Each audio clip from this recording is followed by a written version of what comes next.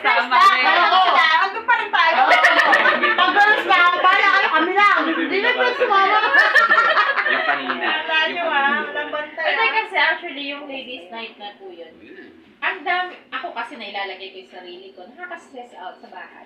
Nakaka-stress out din na po. Parang si Rose yan. Diba? Oo, diba? Sabi mo sa'yo. Sa trabaho na lang nakakapagod din. So, yun nga, hindi naman namin pwedeng sabihin sa harapan ninyo ang mga usapang babae.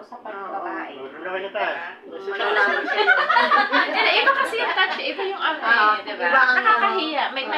May mga usapang pambabae lang. Diba? Pag sinabi mo sa lalaki, baka sabihin, diba?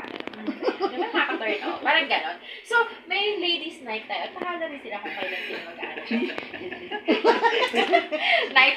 Men's night out.